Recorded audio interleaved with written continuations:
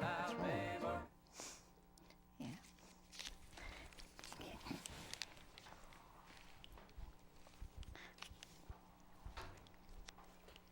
Welcome to Thinking Green. I'm Rana, and tonight's guest is Mark Braunstein, who, well, he's done quite a lot of things. He was formerly an archivist for the Connecticut College Library, a librarian, but he has recently written several books over the last few years, but most recently one called Good Girls on Bad Drugs. And we have him here today, and we're going to talk about the book and about the many issues that it raises. So welcome, Mark. Thank you, Rana. I guess the first question, which I'm sure everyone has, you don't seem like the kind of person who would be writing a book about sex and drugs, or street sex and street drugs. How did it come about that you did this research and wrote the book? I feel almost as though I were called to do this. I lived for 26 years in a house in the woods in the Connecticut College Arboretum, set back about 700 feet from the road. For the first 10 years there, I would always end up cleaning up the filled condoms and the emptied beer cans, especially after Friday and Saturday nights. And I always used to chuckle about it, the high school kids, teenagers having to do it in the backseat of Dad's car. And, sort of felt sorry for these people that do it in their cars, but, didn't think much more about it. After I'd been living there for 10 years, I came home one evening and I found a car in my driveway. And it was not a high school quarterback and his rosy-cheeked girlfriend who was the cheerleader. Rather, it was a young woman who was a man and a woman, and the man was old and decrepit, and the woman was young and decrepit. She was a streetwalker, and he was a John. This house, although it was in the woods of Connecticut College, is only 2.5 miles from State Street of downtown New London. So what had been occurring for many years before I even moved there was that was a choice spot for the girls to bring their guys and conduct their commerce. And they continued to conduct it after I found this out. Shortly after that, a woman in New London, actually was on Montauk Avenue, was hitchhiking, and I picked her up, give a ride to male and female hitchhikers. She propositioned me, and I explained to her, I have no use for that. I'm paraplegic, I walk with crutches, I use a wheelchair at home. And I said to her, I have no sensation or function at the genitals. And she said to me, here is not where you feel, here is where you feel. And I said, wow. So we became friends, and we're still friends to this day. This is 20 years, 30, wow, almost 30 years later. Okay, no, 20 years later. She just emailed me 2 days ago. Anyway, so she started telling me all these wild stories about what's going on the streets. She was a streetwalker. She was a heroin and coke addict, crack at that time too. And I was intrigued, and knowing I was a writer, she was telling me I should write these stories down. And I said, no. Got more important things to do, more important subjects to write about. My usual subjects are vegetarianism, animal rights, holistic health, sprouting, microgreens, not sex and not drugs. Not illicit. Not street drugs, not street sex especially. And so eventually I became convinced I should start writing this down. I began taking notes. I began picking up the streetwalkers of downtown New London in order to hear their stories, in order to tape record them and photograph them. In the course of, from 1997 to 2007, I tape recorded 122 different ones, some of them several times, but 122 different people. I photographed 144 different girls, some of them several times over the course of several years, and made about 200 or almost 300 more. I expanded my field research to Norwich and to Willimantic, and then of course the casinos as well. So there's my long answer to your short question. Now, did you ever talk to the ones who were in prison during their ins and outs? I would visit some in prison.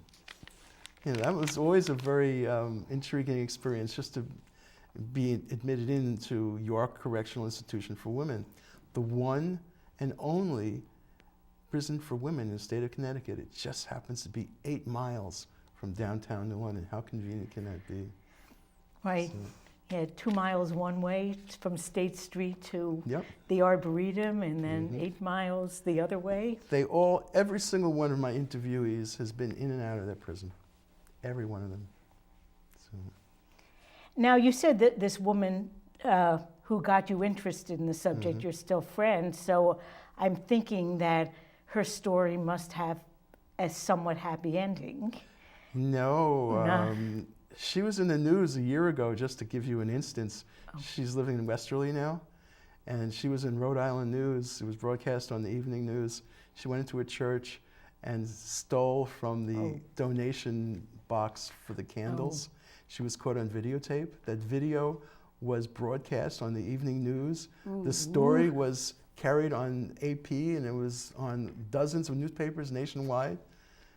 That's this woman. Now you tell me what led her to have to fish out dollar bills from a donation box. You know, there's only one thing, and that is heroin. Wow. Well, so we're going to show a video. It's 9 minutes long, and it profiles very briefly several of the women that you interviewed. And then we'll talk about the different thoughts we have upon viewing it and the issues it brings up. All right. That's good. You are about to embark on a journey into another dimension, into an underworld hidden deep within every city that usually is visible only to those who dwell in it. But first, please vanquish any preconceived notions you might have conjured from this title of the video, and instead view these next 10 photos with fresh eyes. Try to imagine the life stories of these 10 girls. Visualize their lives, their loves, their jobs, their joys, their sorrows. All except these first 3 are mothers. Like most of us, as daughters, they were raised in good homes and by loving parents and had promising futures. Like most of us, their loving parents fed them conventional diets rife with 2 plant-based but highly refined white powders, namely white flour and white sugar, of which sugar stimulates metabolism just like a drug. Like some of us, they are addicted to nicotine, and like most of us, to caffeine. And like many of us, they binge on alcohol or cannabis or painkiller pills or psychomeds. So, just like all of us, these 10 girls all do drugs. Yet, something sets them apart from us. What? It is their consumption of 2 other plant-based but highly refined white powders, cocaine and heroin, for which these small-town girls with big-time habits have become society's lowest outcasts because, in their hustle for drugs, they all became streetwalkers and internet escorts. Good Girls on Bad Drugs are true stories about sex and drugs. The book chronicles some guy's lust for sex and these girls' love of drugs. So call these modern love stories. For these chemically crippled women, addiction was not their choice, but their destiny. As civilian casualties in the war on some drugs, they all have passed through the steely gates of the Janet York Correctional Institution for Women, Connecticut's sole girl jail, conveniently located just 8 miles from downtown New London, on whose streets most of these photos were taken. The prison is a veritable AIDS colony because most of its inmates have Hep C and half are HIV POS. Many of its ex-cons, such as Chris, have already died from AIDS. Dying to get high, Michelle fatally overdosed, and Brenda too fatally OD'd. Some, such as Kate and Judith, both dying from AIDS, died first from overdose. Renee was the first of these to be murdered. Michelle was the second strangled streetwalker, and Hope was the third to die by the hands of a John. Liz was an accomplice to 2 murders, and Marie nodded off on heroin and killed another driver. Darlene, after her prison break, was hunted in 2 states. Heather robbed 6 banks in 3 states in 6 consecutive days. And when my photos of Heather Brown and all 3 strangled streetwalkers were published in newspapers and broadcast on network TV news, I, their interviewer, became interviewee. But these stories are theirs, not mine. They cry. We can only lament their tragedies. They die. We can only deliver their eulogies. The following is 1 page from the 288-page book from chapter 21 titled Jennifer, Beauty and the Beasts. Life as a junkie, copping and shooting dope is like that of a sleepless dog chasing its tail. Chase tail, lap water.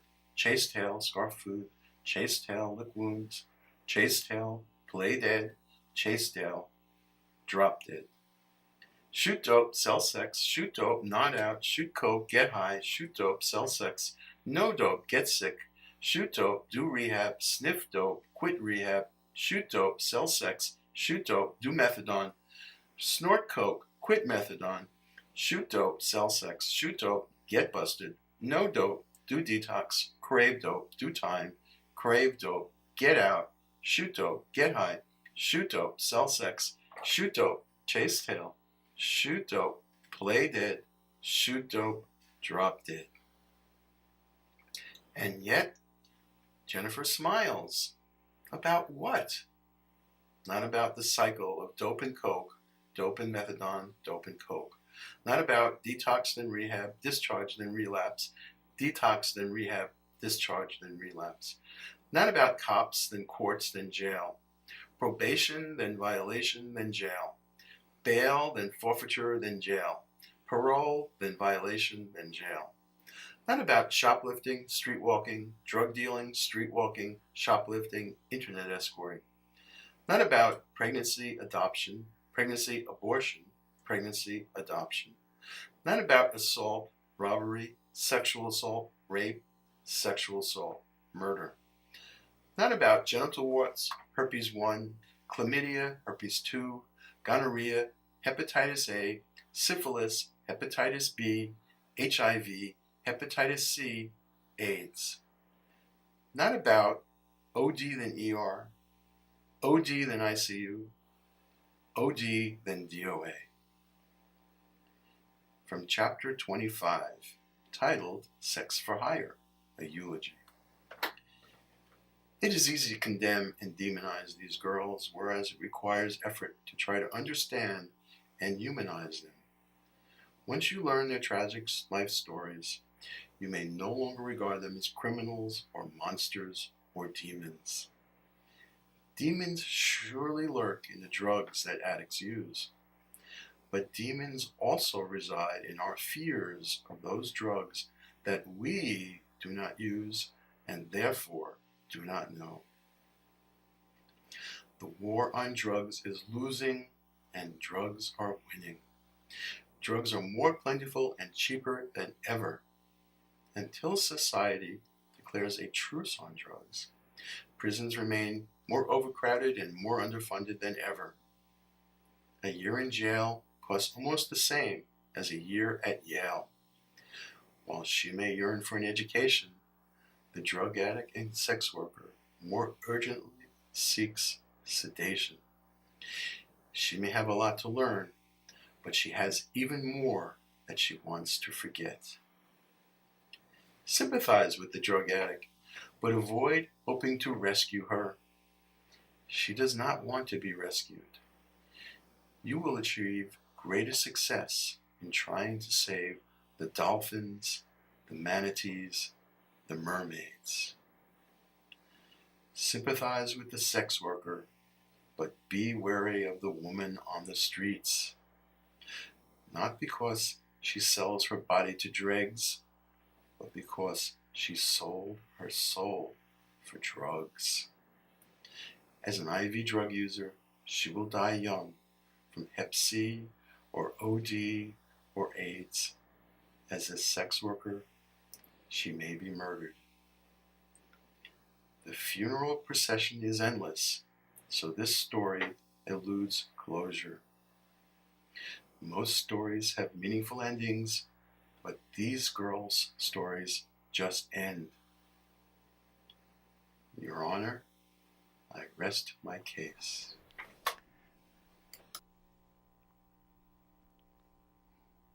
Okay, well, where to start? I guess you spoke to a lot of women. What were the common threads or of what they had been through that brought them to kind of all similar condition? Very common. I can almost predict, speaking with them, I can almost have predicted in many cases what they next were going to tell me about this tragedies of their lives. Usually come from broken homes, single mom, poverty. If there is a man around, he's usually very abusive. It could be physical abuse, mental, sexual.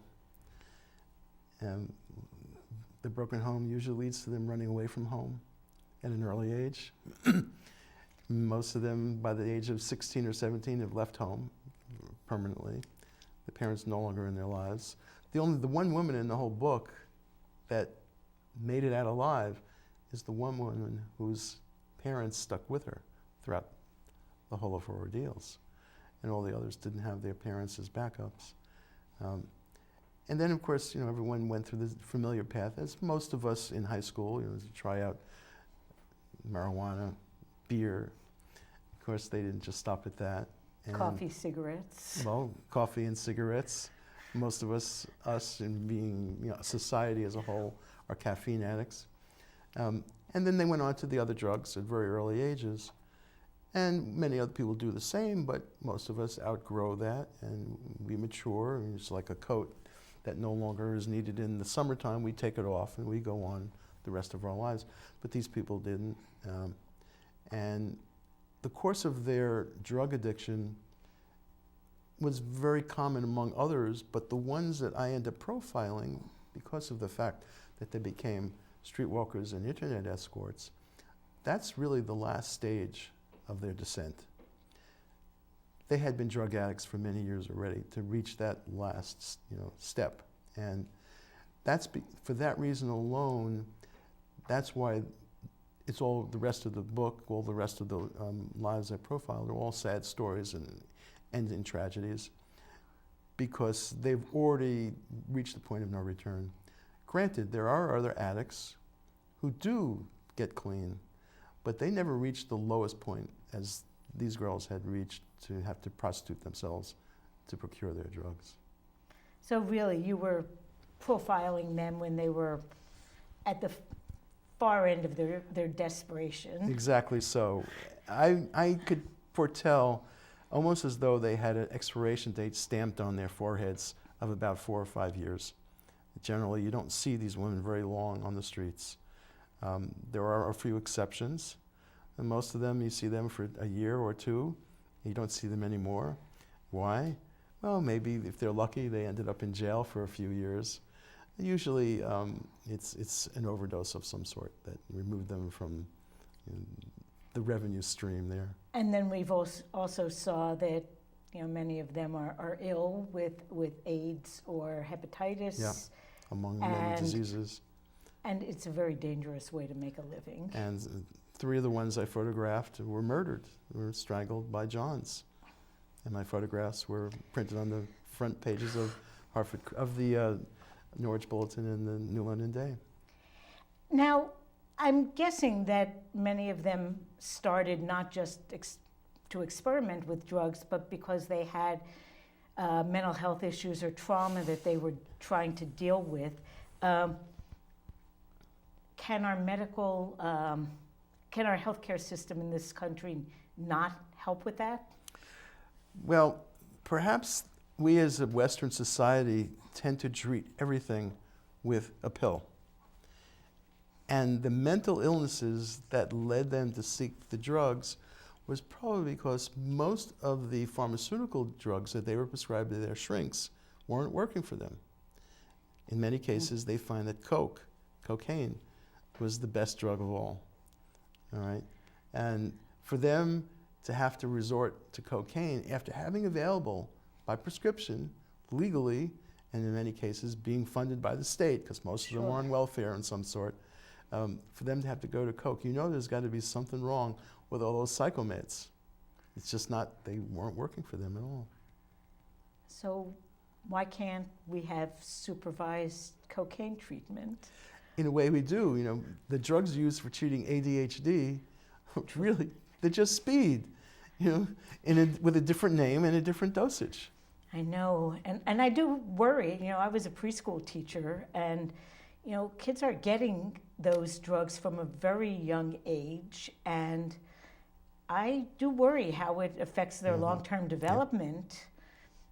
There are also some coping skills that are possible to learn if you'll take the time to help that happen. Not resorting to a pill. That's the hard work that's necessary. And unfortunately, most intervention, especially with heroin these days, is what's called MAT, medically assisted treatment. It's always some other drug they're substituting for heroin. And I wanted to talk about this a little bit because the drugs that they are substituting for heroin are not inherently safer drugs than heroin. Methadone, according to the heroin addicts, is much more addicting than heroin. Once they're on methadone, it is tough for them to get off of that than off of heroin. And they tend to hate methadone. They blame it for making them growing fat. One of the problems in this country is they're not prescribed enough of a dosage of methadone to really placate the desire for heroin. That's why so many of them end up relapsing even when they're on the methadone program. And actually that puts them at great risk for overdose. If they're on methadone at the same time, probably so, yeah, right. Well, I feel, so, for many, many years, we both, I think we met during Cliff Thornton's gubernatorial campaign originally because he was running for governor not to get elected, but to shed light on a lot of these issues. And so since then, our country for the most part has an attitude towards drug treatment that prohibition helps. And I've come to believe that prohibition doesn't help. So maybe we can talk a little bit about the ways that prohibition, not having any kind of legal regulation, hurts, makes it worse for these women, people like these women. Well, we know in the case of alcohol, it didn't work. I think prohibition lasted no more than 20 years in this country. And in marijuana, for instance, only in 1927 was it made illegal, along with many other drugs. But until the 20th century, all drugs were legal in this country and every other country. Prohibition is actually a new thing, all right? As soon as a drug is made unavailable and made illegal, that only does one thing: it raises the price, because you've introduced now many more middlemen than there were before. Drugs are still available. In fact, today, with all of the war on drugs that we've had for how many years now, 30 years since I think it was Nixon that first declared it, we have drugs out there more prevalent now than before and cheaper now than ever before. So obviously, prohibition is not working. And more dangerous too. I'm looking at all of these, synthetic marijuana kinds of products that I think are much riskier than than the real thing. Right, synthetic marijuana has nothing to do with marijuana. I don't know why it all of a sudden became became that name, but right. Marketing, Yeah, yeah. probably. It's not, yeah, maybe because it's smoked. I mean, I have no idea why they call it that. But I think also the fact that so many of these women have hepatitis or AIDS, our policies make it really hard for people who are addicts to get access to clean needles. If they're, street walking, I mean, the bloodborne pathogens are having a field day, and for what? This is preventable. Yes, absolutely so. I don't have, that's a very large picture you're presenting there, and it's a big puzzle that I don't have the solutions for. No. There's many pieces to that. But there was at one time, early on in Connecticut, one of the first communities in the country was giving out free needles. That was in Willimantic. I think so, yeah. Which had a heroin problem many years ago before any other small city or large town in the whole of the Northeast. And that's why they were the first ones to introduce that concept of needle exchange. And it still, I don't think, is a widespread program. You can get them in drugstores. It's not exchanging anymore. Yeah. You just go in and buy needles, new needles. In the state of Connecticut, it's not true of all states. So, I did not know that. yeah. So I guess that that brings me to another piece of it, and there are so many pieces to this. It's hard to make it into a full picture, but most of the women you interviewed spent time at York, the one women's prison in our state. And so what does that cost both the taxpayers and cost the lives of these people? $57,000 a year in the year 2016 was the cost of incarcerating an inmate for 1 year, which is a little bit less than the cost of sending someone to college. It's quite incredible, isn't it? What is accomplished? Very little. Some people are on certain programs, especially like at York, it's called the Baker treatment program. They have a special dormitory for people on the Baker program.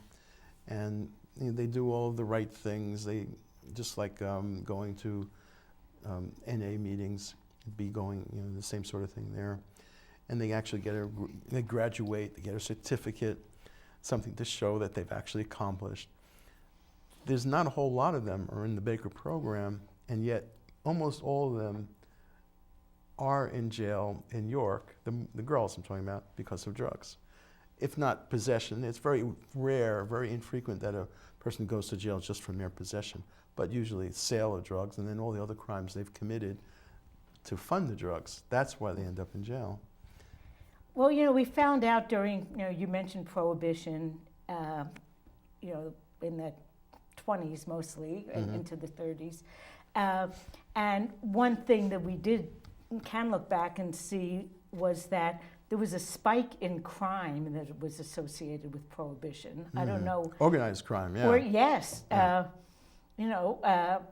Homicide rates went up. I don't know if consumption rates went down very much. They might have. I think there was more alcohol consumed during the Prohibition than before. And of course, some of the alcohol people were consuming was isopropyl, was alcohol that can make you sick or kill you. So there was so much added danger to it that after less than 20 years, even the prohibitionists said this isn't working. Are we at a point now in our country we can say that for other substances? Well, I think the problem was alcohol has always been a traditional drug throughout Western society since prehistory and obviously history. So it's these other drugs that are newly introduced to Western society.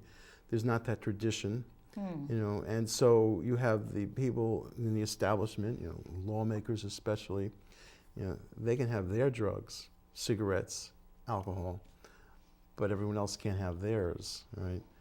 because those are the naughty ones, because they've so ordained them. I mean, the war on drugs is quite simply a campaign waged by white legislators to suppress the civil rights of Black and Latino drug users. And I think history does support that view that, opium, when it was used in the 19th century by middle-class white grandmas, you could buy from the Sears Roebuck catalog. And there probably were addicted women whose health suffered somewhat, but they weren't persecuted. And then, the Chinese started smoking, well, they were smoking opium, but they settled down here and continued to, and suddenly opium was really evil. And the Mexicans in our society smoking marijuana, the same thing. So it has been used so often as a tool to discriminate against a certain group of people. And it is maybe not too much of a stretch that during Prohibition, there were times in our history that, Italians were a group that were discriminated against by the English And settlers. the Irish were discriminated, exactly. And so alcohol prohibition kind of might have had part of that component to it. Perhaps. But as those groups became more integrated into our society, into the haves part of our society, we couldn't prohibit it anymore. So it just seems so arbitrary to me. I am admittedly addicted to coffee, and So you're an addict too. yeah, I am an addict too. Like most Americans. Yeah. And I've given some thought to what would happen if suddenly, the coffee drinkers were considered an unwelcome group in this country, and it became illegal to consume alcohol. I'm guessing I probably would just live a poorer life and give it up and be law-abiding, but I'm not really totally sure that's the case. So it seems to me when we're thinking about people who are addicted to drugs that are stigmatized, it seems odd that there's no middle ground like what I can have with coffee. You're either clean and that's good, or you're using and that's bad, but at least it isn't common to be able to maintain and live a pretty ordinary life while using. I think the fact is, if heroin were legal, or at least medicalized or decriminalized, available by prescription, people would be able to lead normal lives and have jobs and hold their jobs down. Because all they would need to do would be to shoot up once every 4 or 5 hours. Look at cigarette smokers.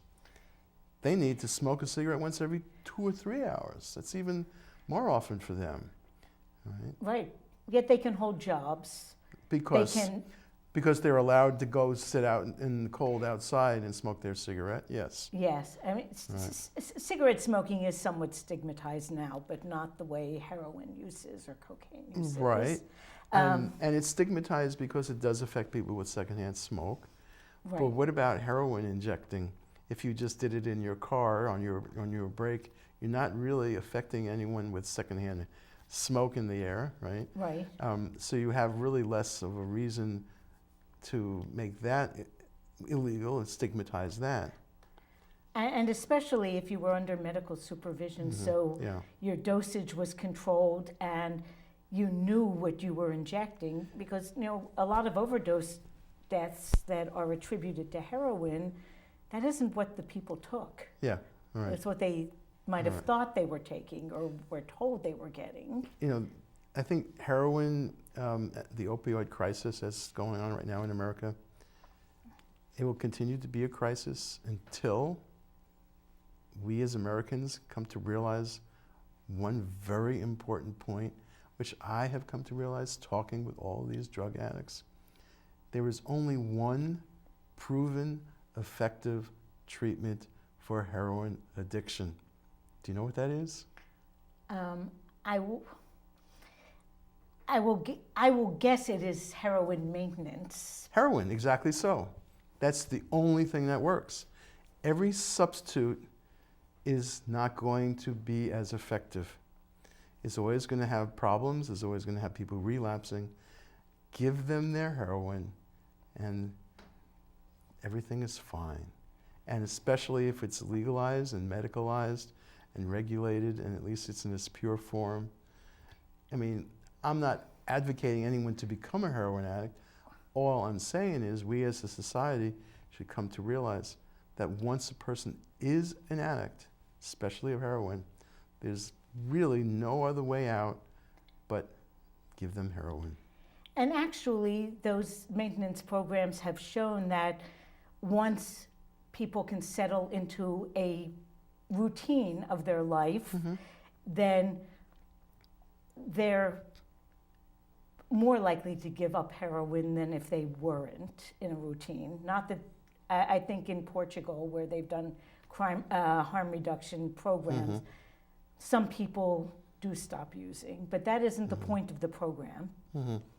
But maybe we should talk a little bit, because Americans, we think we're the center of the world and we don't have anything to learn from anyone. But there are other countries that have taken this approach of several European countries, not just Portugal. Of maintenance programs and making injections safer. So maybe talk about that. Well, it's actually going on in this country too. Seattle is the one city that's been doing it for a while. It made the news about a year or two ago. Ithaca, New York, the young mayor wanted to introduce that. I mean, it made a lot of headlines. I don't know if it actually occurred, but the fact that it's being discussed is an important factor. I think also Vancouver, not Canada as a country, but Vancouver, the city, also has the same, safe injection sites. And it's all called harm reduction, is making it clean for people. I mean, when you're injecting with needles, which may be dirty, but you're doing it under unsanitary conditions, even with new and clean needles, then you run the risk of introducing lots of infections into your body at the site of the injection. A safe injection site, with a sterile atmosphere, contains all that. So, I mean, we allow that for diabetics, right? Yeah. They can do this shooting up. They have a different type of injection. Right. It's just into the flesh of it doesn't have to be into a vein. But they've got their needles, and they're able to lead their lives.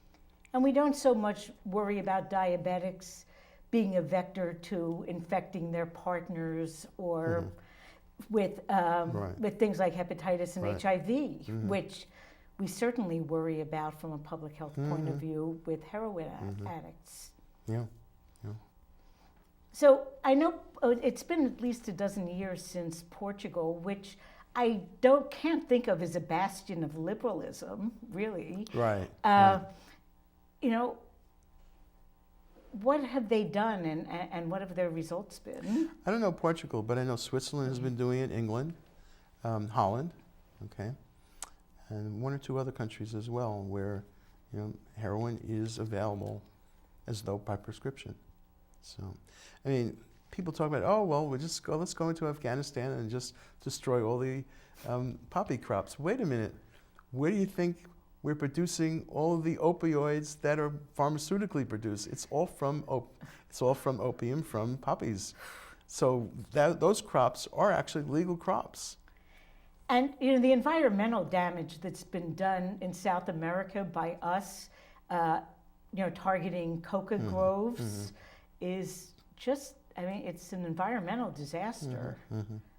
But talking about the one other thing about harm reduction that I wanted to say, and now I can't think of, well, okay, we'll go on a different subject. You mentioned Big Pharma, and do they have any positive role to play in this, or are they part of the problem? They're the biggest drug dealers there are. I mean, OxyContin, which has been the origin of all the opiate-based addictions, is a Connecticut producer, Purdue. So you think Connecticut is really on the forefront of trying to contain the epidemic? No, in that case, because there's a lot of money that goes to legislators from pharmaceutical industry. And here we are, right across the river from Pfizer, the world's largest drug pusher, right? They just happen not to make their big blockbuster drugs, just happen not to be the opioid-based ones, but they've got a lot of drugs out there too. And once again, well, getting back a little bit to refining everything, it seems as though that's where the profit point is, both in the illegal drug market and in the big pharma drug market. And in food too. The more refining that goes on, the more that the producer can charge the consumer. That's, So my question for you is, and it might be kind of rhetorical, but I keep wondering, because methadone is not really safer than heroin, it doesn't really help with addiction more than heroin maintenance would be. Its main advantage from the healthcare professional's point of view is that it doesn't get a person high. What's wrong with people getting high? Right, that's an age-old question, huh? It's not rhetorical at all. That's really the root of it all. We have to come to acknowledge that we as human beings like to get high. Every society throughout all of history, if not prehistory, has had some drug they have introduced into their culture and embraced and used. There's only one exception to that, and that's the Eskimos of the Arctic. There was no plants there. There were very few plants that grew in the Arctic anyway. No plants there of any hallucinogenic or intoxicating effect. So they were the one society without it. As soon as alcohol was introduced into their culture, they embraced alcohol tenfold. They made up for all their lost time, and they became a society of lots of alcoholics. So we just have to realize we like to do drugs. Yeah, altering our consciousness does seem to be a part of who we are. And it remains maybe kind of a balancing act. I don't know if on an individual level or a societal level, how to, have it not take over your life. If all the drugs that are currently illegal were legal, regulated, cost effectively brought down, I think many people would be able to lead normal lives and still be addicts, as they are right now cigarette addicts, caffeine addicts, and in many cases, alcoholics. They can keep jobs. So. Yeah, often. So as a long-time medical marijuana user yourself, Yes. You've seen the law really shift over the last decade. I remember seeing testimony you made at the State House. On 7 occasions, Yes, every time many, the bill many came times. Up. And now that medical marijuana is legal in Connecticut, and it seems that people can buy types, some that are high in CBD, some that are high in THC, and you can almost get a custom blend or a custom variety. All kinds of ways of administering it now, but not just smoking, right? Is this a good thing in your opinion, or not so much? Yes, it gives people control. In the case of marijuana, for all the conditions that people are using to treat it, certain conditions respond better to a higher THC dosage. There's no marijuana that's just THC and no CBD, and none that's just CBD and no THC. There's a balance of both. Some have more of one than the other. And some conditions are treated more by the THC and less by the CBD, but it's usually combinations of the two. And there's other, and those are only 2 of the cannabinoids. There's over 100 different cannabinoids, and every year many new ones are being discovered. Okay, so it's really all the cannabinoids together as a whole in the whole plant. As soon as you refine it and just make it into pure THC oil, that's when you can have problems. All right? As soon as you then consume it in a way other than the more traditional way of smoking, if you consume it by eating it, and especially if it's in a purified form in oil, you can really drug yourself. You can make yourself, just knock yourself out and hope that you go to sleep, and when you wake up, it's all over.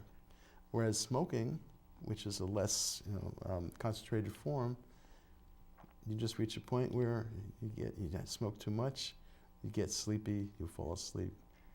And you stop. And exactly so, right. So I guess, well, we don't have a whole lot of time. One of the last points I wanted to make was the effect that our prohibition of some drugs has really gotten in the way of both good research and good education. And we've seen things shift a little bit as cannabis is becoming more widely accepted. And more widely researched as well within the states, yes. And better education. I think if something's prohibited, you're not going to tell people, oh, taking it orally is going to present some risks that smoking it might not. You need to know about these risks. You can really overdose.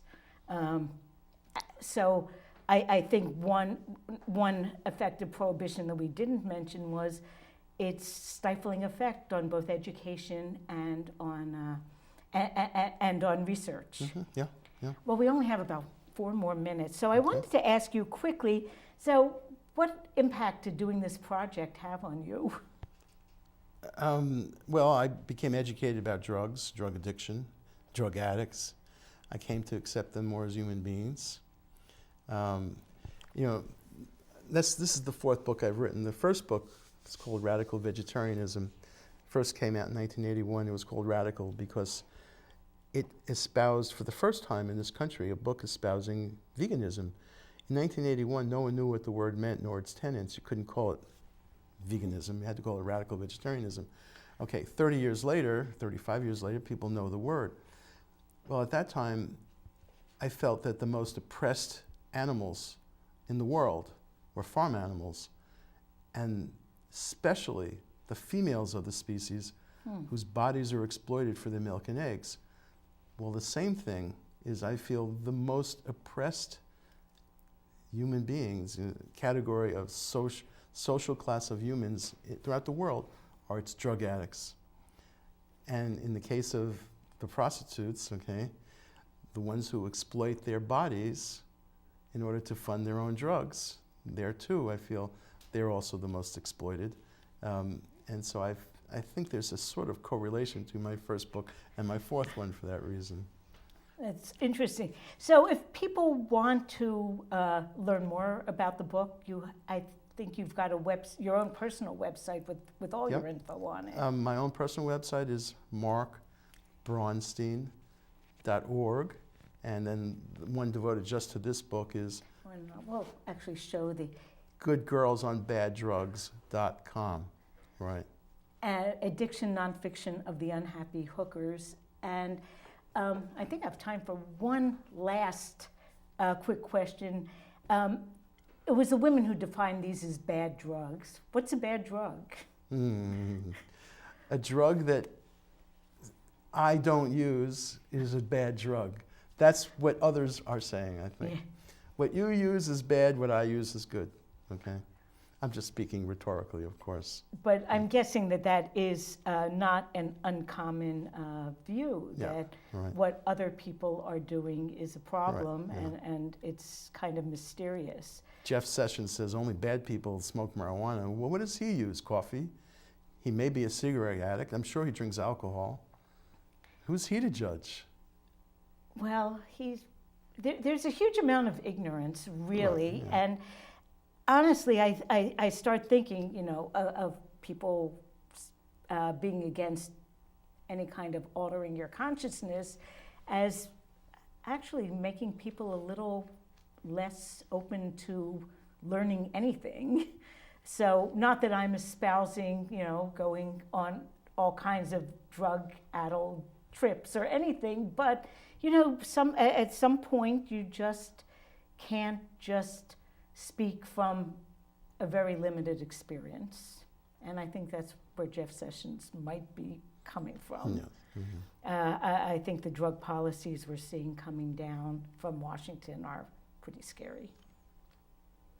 So thank you for coming on the show and sharing it. I must admit, I was not exactly sure what to expect, but it did tap into a lot of issues that I'm very interested in. So thanks a lot. Next week, Michelle Bicking is going to be on the show, and she's from Hidden Acres Farm, which does urban farming and hemp cultivation, and is also a nonprofit that tries to get people of color, especially women of color, involved in farming in Connecticut. So it'll be pretty different, but we'll see you then, and thank you again, Mark. Thank you.